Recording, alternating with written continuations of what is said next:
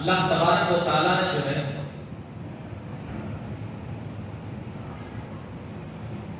ایک لاکھ 24,000 نبی کریم صلی اللہ علیہ وسلم سے پہلے جتنی بھی جو ہے انبیاء تشریف لائے،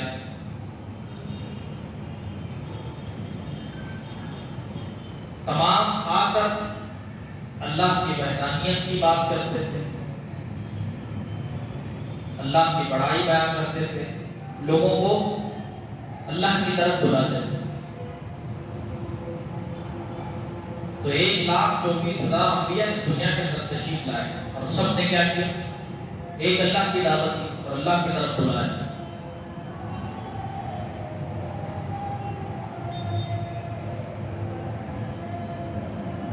جب نبی کریم صلی اللہ علیہ وسلم دنیا میں تشریف لائے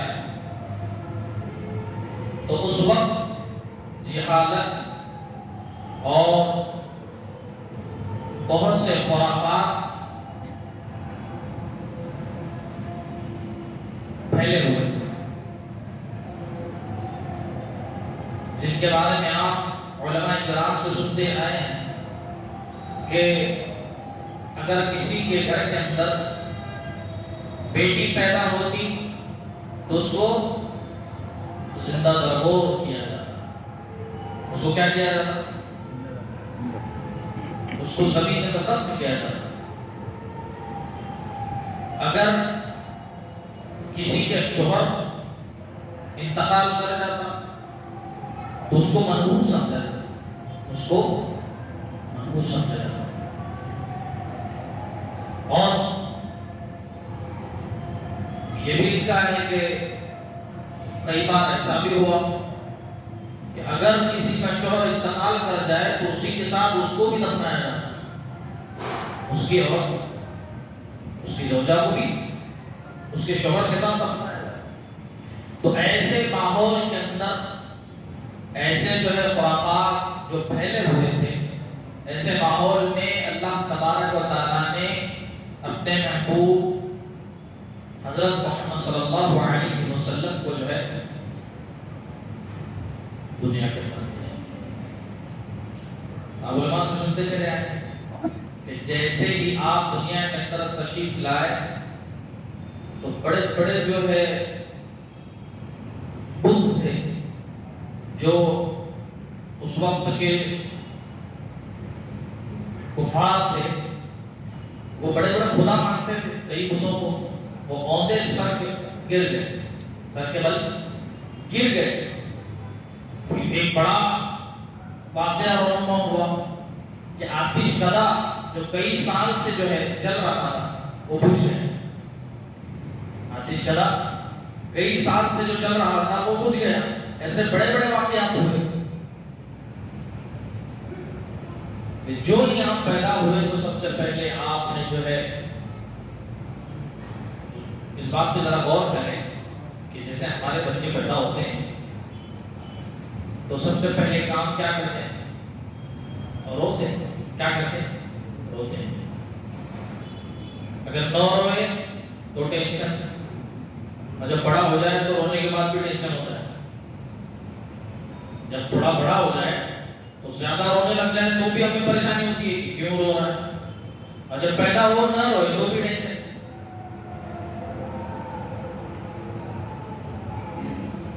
لیکن حاضرین، نبی کریم صلی اللہ علیہ وسلم جب پیدا ہوئے تو بچہ تو اپنی قوت سے زیادہ نہ ہل سکتا ہے اور نہ کچھ اپنی حرکت سے جیسے بڑے بچے کرتے ہیں اٹھ سکتا ہے، یہ تو نہیں اس کے واسطے۔ لیکن نبی کریم صلی اللہ علیہ وسلم جو یہ پیدا ہوئے تو پیدا ہونے کے بعد جب ان کو لٹایا گیا تو اپنی کروٹ سے جو ہے طاقت سے ایسے کروٹ بدلی، اور سب سے پہلے نبی کریم صلی اللہ علیہ وسلم نے جو کام کیا وہ اللہ کے حضور سجدہ تھا۔ کیا تھا؟ اللہ کے حضور سجدہ تھا۔ یہ پیغام تھا کہ سجدے کے انکار نہ ہونا، اللہ کے بارگاہ میں جو ہمیں یہ نمازیں ملی ہیں ان کا انکار نہ کرنا.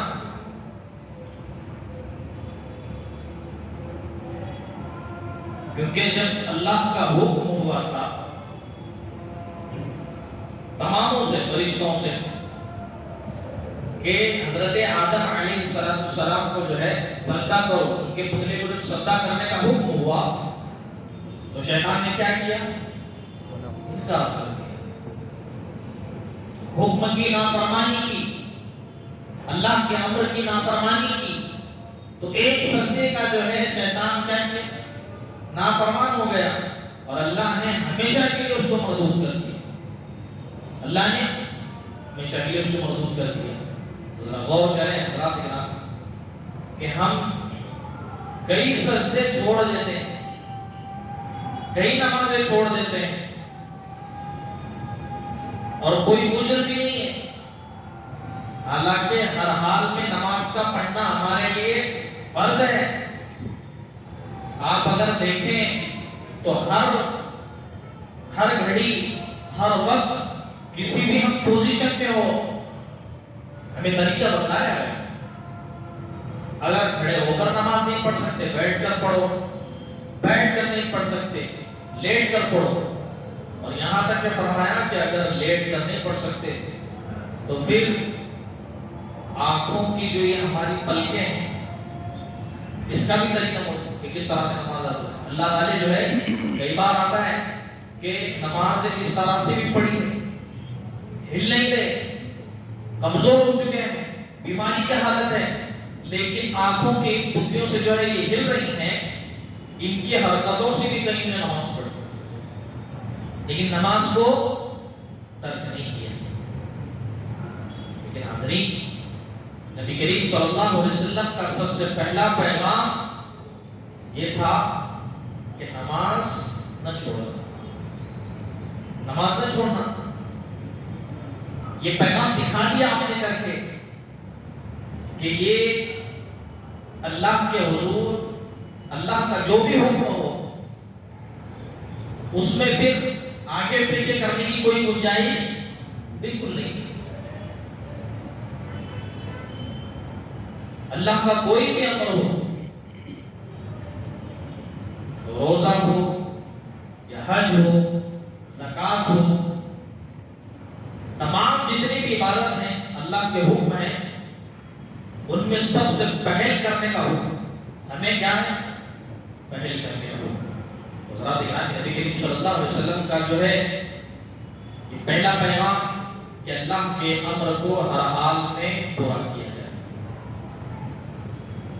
یہ نبی کریم صلی اللہ علیہ وسلم کی زندگی ہم پڑھیں تو ہمیں سمجھ میں آئے گا کہ اللہ کے رسول صلی اللہ علیہ وسلم نے کس طرح سے جو ہے ہمیں زندگی سکھائی.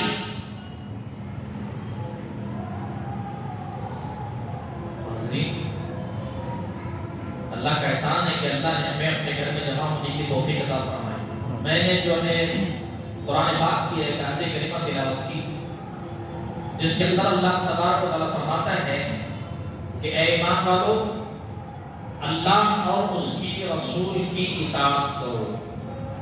یا ایھا الذین آمنوا اطیعوا اللہ و اطیعوا الرسول. اللہ اس کے رسول کی اطاعت کرنا یہ ہمارے ایمان کا حصہ ہے. اگر یہ ہمارے میں نہ ہو تو ہمارا ایمان مکمل نہیں. اللہ اس کے رسول کی اطاعت ہی ہمارے اندر موجود نہیں ہے تو ہمارا ایمان مکمل نہیں ہے.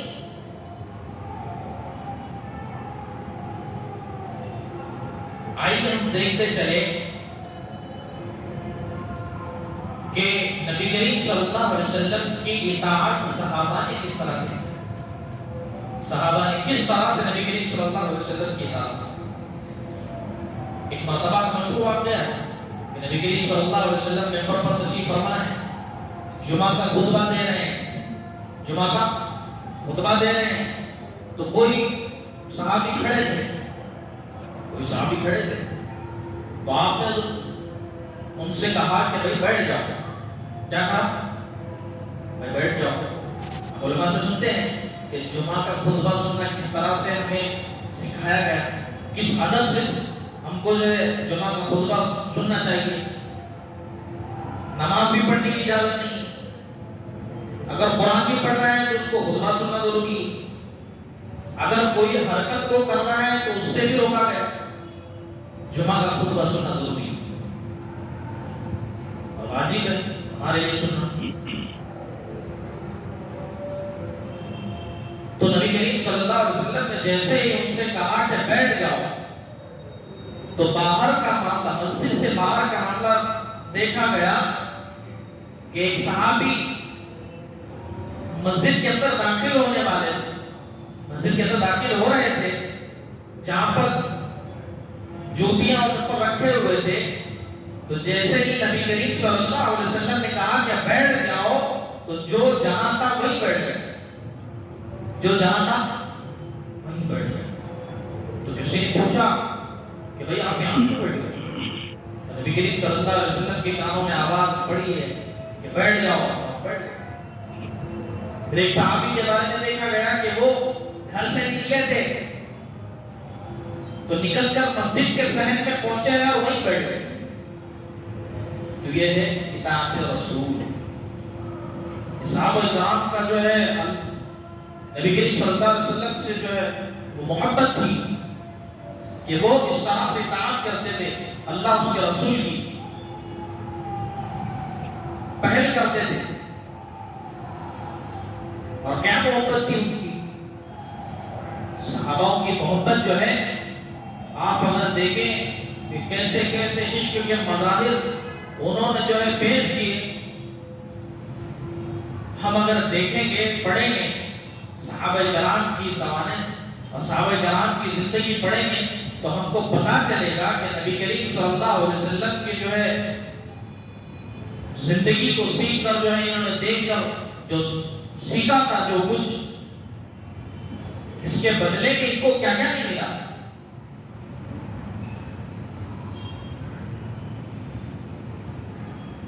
اسی لیے ان کو القاب ملے کہ اللہ نے فرمایا کہ نبی کریم صلی اللہ علیہ وسلم نے جب کہا کہ میرے بعد اگر کوئی نبی ہوتا تو عمر تو ہوتا، میری بعد کوئی نبی ہوتا تو عمر تو ہوتا۔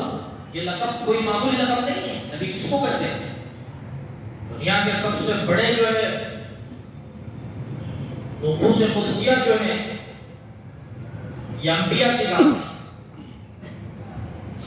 انبیاء میں رسول، پھر رسولوں میں سب سے جو اعلیٰ ہے یہ ہمارے نبی کریم صلی اللہ علیہ وسلم۔ لیکن یہ لقب پچھلے جتنے بھی امتی اس دنیا کے اندر آئے 1,24,000 انبیاء جو آئے کم و بیش، ان کی تمام جتنے بھی امتی اس دنیا میں گزری ہیں کسی کو ایسے القاب نہیں کہے، ایسے القاب کسی کو نہیں کہے کہ میرے بعد کوئی نبی ہوتا تو عمر۔ ذرا غور کریں کہ القاب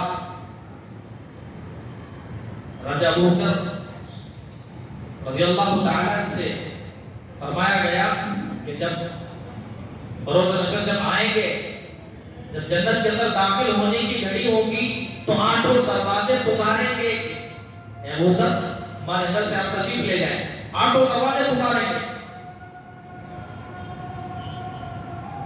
یہ کیا لقب ہے؟ اور جب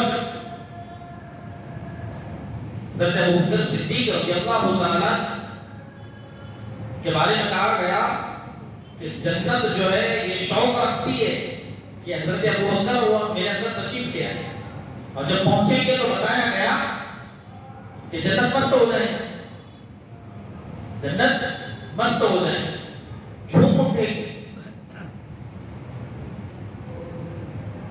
یہ صحابہ کرام تھے جنہوں نے نبی کریم صلی اللہ علیہ وسلم کو بذات نماتے کے آنکھوں سے دیکھ کر جو ہے اپنے ایمان کو بنایا، اپنے ایمان کو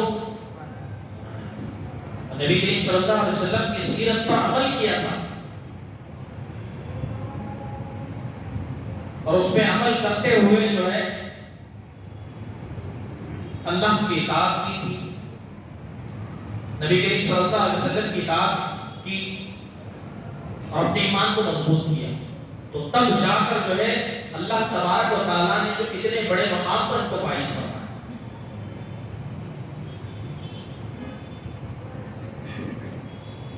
نبی کریم صلی اللہ علیہ وسلم نے کہا، فجر کے بعد مجلس لگا کرتے مسجد نبوی کے اندر فجر کے بعد، تو جو کچھ وحی نازل ہوتے تھی نبی کریم صلی اللہ علیہ وسلم جو ہے صحابہ کرام سے اپنے فرماتے تھے کہ یہ معاملہ ہے، یہ معاملہ ہے، یہ چیز ہے، یہ چیز ہے۔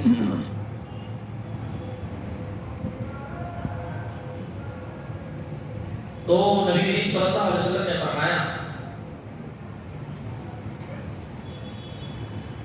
کہ ایک دوسرے سے محبت کیا کرو، ایک دوسرے سے محبت کیا کرو، دل کے اندر کسی کے لیے بغض نہ رکھو۔ تو صحابہ کرام نے اس بات پر اس طرح سے عمل کیا، ایسے عمل کیا کہ نبی کریم صلی اللہ علیہ وسلم نے بشارت دے دی، نبی کریم صلی اللہ علیہ وسلم نے بشارت دی، مجلس لگی ہوئی ہے، آپ کہنے لگے، ایک مرتبہ کا مشہور واقعہ ہے کہ اس دروازے سے ایک جنتی آ رہا ہے، آپ نے کیا کہا؟ اس دروازے سے ایک جنتی آ رہا ہے۔ حضرات گرامی، میں بتانا ہی چاہتا ہوں کہ صحابہ کرام نے نبی کریم صلی اللہ علیہ وسلم کے ہر بات کو کس طرح سے اپنے اوپر اوڑھ رکھا، کس طرح سے اس بات پر عمل کرتے رہے، جب جا کر ان کو یہ درجات ملے اور یہ بڑے بڑے مقامات ملے، تو نبی کریم صلی اللہ علیہ وسلم نے صحابہ سے کہا اس دروازے سے ایک جنتی آ رہا ہے۔ تو کچھ دیر کے بعد میں ایک بزرگ صحابی آئے، وضو کی حالت ہے، پانی ہاتھوں سے چہرے سے ٹپک رہا ہے، اور آ کر وہ مجمع میں بیٹھ گئے۔ دوسرے دن پھر نبی کریم صلی اللہ علیہ وسلم نے کہا اس دروازے سے ایک جنتی آ رہا ہے، اس دروازے سے ایک جنتی آ رہا ہے۔ پھر وہی صحابی تشریف لائے اسی حالت میں اور وہ بیٹھ گئے۔ تیسرے دن پھر نبی کریم صلی اللہ علیہ وسلم نے کہا کہ اس دروازے سے جنت آ رہا ہے، تو پھر وہی صحابی مسجد کے اندر انٹر ہوئے۔ تو یہ جب معاملہ ہوا تو اس کے اندر ایک صحابی بیٹھے ہوئے تھے، انہوں نے اس چیز کو محسوس کیا، انہوں نے اس چیز کو محسوس کیا، تو محسوس کرنے کے بعد یہ سوچا کہ یہ کون سا ایسا عمل کرتے ہیں، یہ ایسا کون سا ان کا عمل ہے جن کے بارے میں نبی کریم صلی اللہ علیہ وسلم نے کہا کہ یہ جنتی بشارت دے رہے ہیں، اور ایک بار نہیں، تین مرتبہ۔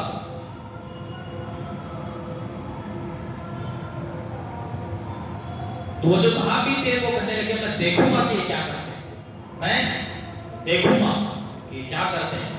پھر جو ہے آپ جیسے ہی مجلس ختم ہونے کے بعد آپ ان کے پیچھے چل پڑے، پھر چلتے ہوئے ان کے جب گھر تک پہنچے تو جانے کے بعد دروازے میں کھڑے ہو کر کہنے لگے کہ چچا گھر میں تھوڑا سا معاملہ ہوا ہے، تو آپ کے گھر میں میں رک سکتا ہوں؟ تو کہنے لگے ٹھیک ہے آئیے تشریف لائے، رک جاتے ہیں۔ تو پھر اپنا بولیا بستر لے کر جو ہے ان کے پاس رکے، تو رکنے کے بعد یہ ان پر 24 گھنٹے ان پر فوکس کر رہے ہیں کہ کون سا ایسا عمل کرتے ہیں جس کی وجہ سے نبی کریم صلی اللہ علیہ وسلم نے ان کو جو ہے جنت کی بشارت کی، ایسا کون سا ان کا عمل ہے۔ تو یہ اپنی سنت کے مطابق کھانا بھی کھا رہا ہے، سنت کے مطابق سارے کام بھی کر رہے ہیں، پھر اپنے جو معاملات ہیں وہ پورے بھی کر رہے ہیں، اور فوراً جو ہے جیسے ہی عشاء کا وقت ہوا، عشاء کا سنت کے مطابق وہ پھر سارے معاملات کر کے سو گئے، دعا پڑھی اور سو گئے۔ اب پوری رات جو ہے یہ بستر کے اندر جو ہے ایک جگہ سے نکال کر دیکھ رہے ہیں کہ ابھی اٹھیں گے پوری رات عبادت کریں گے، ابھی اٹھیں گے کوئی وظیفہ پڑھیں گے، ابھی اٹھیں گے کچھ اللہ کا ذکر کریں گے، لیکن نہیں، یہ پوری رات جگتے رہے دیکھتے رہے کہ کچھ کریں گے، لیکن نہیں۔ یہ صبح ہوئی، فجر میں اٹھے، پھر دوسرے دن جب دیکھا نہیں ایک دن اور رک کر دیکھتا تو دوسرے دن بھی یہی معاملہ ہوا. پھر تیسرے دن دیکھا پھر تیسرے دن بھی یہی معاملہ ہوا. جب انہیں یہ سب معاملہ ہوا تو ان کی سمجھ میں کچھ نہیں آیا, کرو تو کچھ نہیں رہے. ایسا کوئی عمل جس کے بارے میں نبی کریم صلی اللہ علیہ وسلم نے کہا کہ 3 مرتبہ بشارت دی کہ جنتی ہے یہ جنتی ہے یہ جنتی ہے, لیکن ایسا کچھ نظر نہیں آیا. تو جب مایوس ہو کر ارادہ کیا کہ بھئی اب بس ہو گیا, اب میں چل دیتا ہوں. پھر جب اجازت لی اور جب جانے لگے تو جاتے ہوئے وہ جو جن کے گھر پہ رکے ہوئے تھے انہوں نے کہا کہ بھئی پتہ ایسا لگ رہا ہے کہ چہرے پہ تمہارے مایوسی چھائی ہوئی ہے, کیا بات ہے, تمہارا چہرہ جو ہے مایوس لگ رہا ہے, کیا وجہ ہے؟ تو انہوں نے کہا چچا یہ چھوٹے تھے اور عبادت گزار تھے, ان کے بارے میں بتاؤ. حضرت ان کا نام ہے حضرت زبیر رضی اللہ تعالی, یہ چھوٹے دن سے, اور کہنے لگے کہ یہ ان کے بارے میں آتا ہے ان کی جو زندگی تھی یہ عشاء کے وضو سے فجر کی نماز پڑھتے تھے اور پورے ماہ روزہ رکھتے تھے, پورا ماہ. نبی کریم صلی اللہ علیہ وسلم نے ان کو پابند کیا تھا کہ اتنا لمبا روزہ, اور یہ پورے مہینے کے روزے نہ رکھنا تھوڑے, ورنہ اپنے جسم کو تکلیف ہو سکتی ہے, خود کو بھی تکلیف اتنی نہ دے. تو پابند کیا تھا نبی کریم صلی اللہ علیہ وسلم نے. لیکن ایسی عبادت کرنے والے اللہ کے ایسے جو ہے ان کو بجا کرنے والے, تو یہ ان کے اندر یہ اٹھا تھا کہ ان کو اللہ تبارک و تعالیٰ نے جو ہے یہ نبی کریم صلی اللہ علیہ وسلم سے جنت کی بشارت جو ملی ہے ان کو کس طرح سے کیا ہے بات. تو جو ہی صحابی نے کہا کہ کیا بات ہے, چہرہ مایوس لگ رہا ہے, تو انہوں نے کہا چچا میں نے جو ہے کچھ روز پہلے مجالس میں نبی کریم صلی اللہ علیہ وسلم سے سنا تھا, یہ معاملہ ہوا, ساری چیزیں ان سے بتا دی کہ ہر مجلس میں نبی کریم صلی اللہ علیہ وسلم کہتے ہیں کہ اس دروازے سے جنتی آ رہا ہے, آپ تشریف لا دیں. پھر دوسرے دن بھی یہی ہوا, تیسرے دن بھی یہی ہوا, اور پھر میرے ذہن میں آیا کہ یہ کیا عمل ایسا کرتے ہیں کہ میں جا کر دیکھوں اور میں بھی اس کو کروں. تو لیکن مجھے ایسا کچھ عمل نظر نہیں آیا. تو صحابی کہنے لگے کہ میرے پاس تو جو کچھ یہی ہے جو آپ نے دیکھا ہے, اس کے علاوہ کچھ نہیں. تو جب جانے لگے تو کہا بیٹا رک جا, میرے پاس ایک جو چیز ہے نبی کریم صلی اللہ علیہ وسلم نے جو سکھائی ہے جو بتلائی ہے وہ یہ ہے, اور اس کو میں نے بہت جو ہے پابندی سے اپنے اوپر سختی سے اوڑے ہوئے ہوں, اس پہ عمل پیرا ہوں. وہ یہ ہے کہ میرے اس دل کے اندر کسی کے لیے کینہ, کسی کے لیے بغض, کسی کے لیے برائی ذرہ برابر بھی نہیں, یہ میرا عمل ہے. تو جیسے ہی انہوں نے کہا تو انہوں نے اچھل کر کہا کہ ہاذا ہوا, یہی وہ چیز ہے جن کے بنا پر نبی کریم صلی اللہ علیہ وسلم نے کہا کہ یہ جنتی ہے یہ جنتی ہے یہ جنتی ہے. یہ ہم معمولی سمجھتے ہیں, یہ چیز جو ہے یہ ہم معمولی سمجھتے ہیں کہ کسی کے جو ہے بارے میں سوچنا اور کسی کے بارے میں جو ہے ہمارے دل کے اندر ان کے لیے دل صاف رکھنا یہ ہم کو معمولی لگتا ہے. لیکن نبی کریم صلی اللہ علیہ وسلم نے بتلایا کہ عمل کتنا بڑا عمل ہے. جس عمل کے بارے میں نبی کریم صلی اللہ علیہ وسلم نے کہا وہ صحابی کو کہ یہ جنتی ہے, اور ایک بات نہیں 3 بار بشارت دے, اتنی بڑی بات ہے. حضرات گرامی, نبی کریم صلی اللہ علیہ وسلم کی ہر بات پر صحابہ کرام سب سے پہلے اطاعت پیش رہتے تھے, اور اس بات کو اپنے اوپر اس طرح سے اوڑھتے تھے کہ وہ اللہ کی بارگاہ میں ایسے قبول ہوتی تھی کہ اس طرح سے بشارتیں ملاتی تھی, اور ایک بار نہیں 3 بار. حضرات گرامی, تو ہم جو ہے آج دیکھتے ہیں کہ بھائی سے روٹھا ہوا ہے, گھر کے اندر معاملات پیچیدہ ہیں, گھر کے اندر معاملات پیچیدہ ہیں, ایک دوسرے سے ناراضگی ہے, دوستوں احباب میں ناراضگی ہے, رشتہ داروں میں ناراضگی ہے, دلوں کے اندر براسگی ہے, ایک دوسرے سے بات نہیں ہے, سلام نہیں ہے, کلام نہیں ہے, جبکہ نبی کریم صلی اللہ علیہ وسلم نے کہا جو 3 دن سے زیادہ سلام کلام نہ کرے، بات نہ کرے، تو وہ کیا ہے؟ مسلمان نہیں، ہم میں سے نہیں، لیکن ناراض نہیں۔ اور نبی کریم صلی اللہ علیہ وسلم نے کیا کہا کہ یہ عمل پر جو عمل کرے گا وہ اتنی بشارتیں پائے گا۔ یہ سب سے بڑا عمل ہے، دل کو صاف رکھنا، دل کو صاف رکھنا۔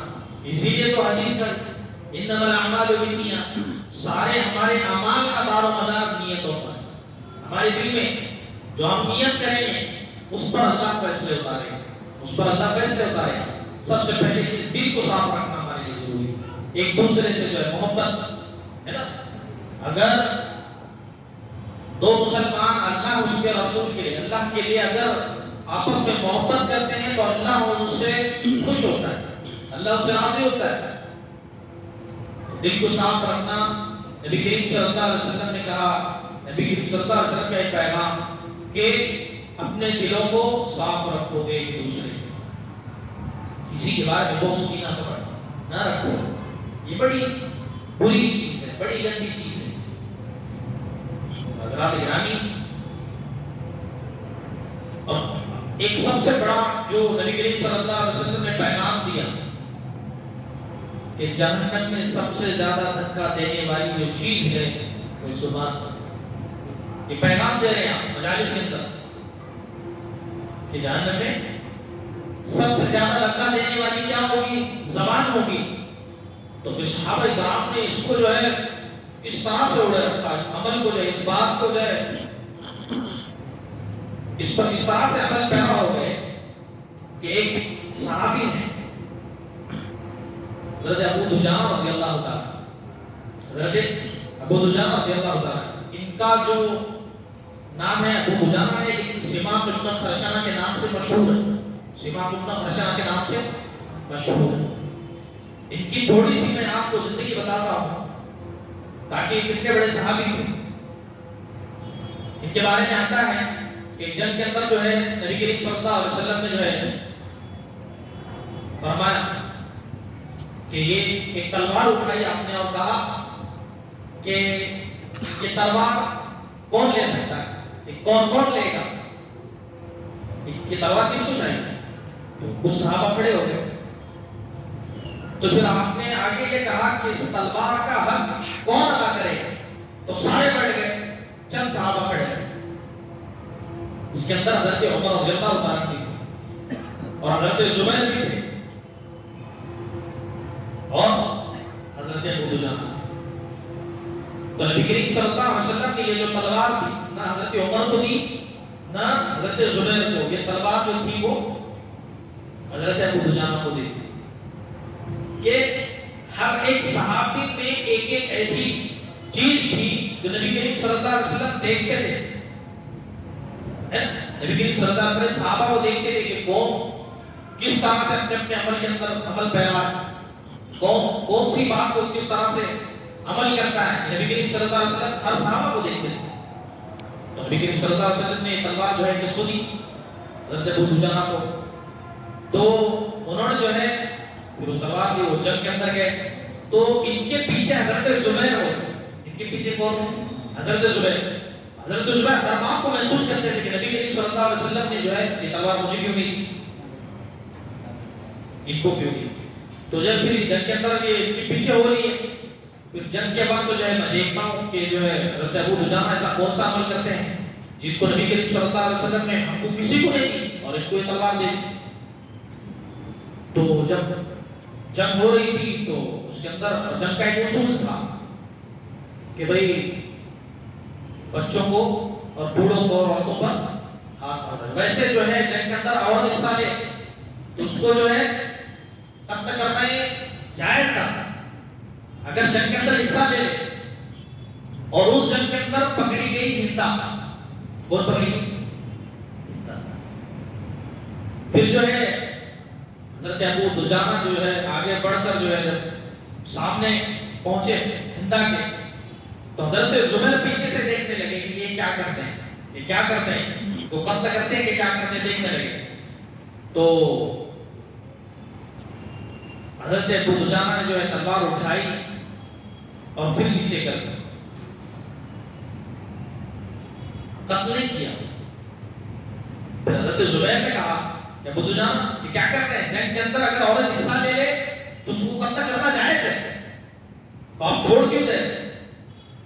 تو حضرت ابو دجانہ نے کہا کہ میں نے جو ہے یہ نبی کریم صلی اللہ علیہ وسلم کی تلوار یہ لی ہے، اس کو اس کے عورت کے خون سے رنگ کر جو ہے اس کی شان میں گھٹانا نہیں چاہتا، اس عورت کے خون سے رنگ کر میں اس تلوار کی شان میں گھٹانا نہیں چاہتا۔ تو پھر آگے بڑھے، پھر مجمع کو چیرتے ہوئے آگے بڑھے تو ایک ہاتھی کی طرح موٹا انسان آگے آ رہا۔ تو حضرت زبیر نے محسوس کیا کہ اب میں پتہ کروں کہ کیا پاور ہے، حضرت ابو دجانہ میں کیا طاقت ہے، کیا پاور ہے۔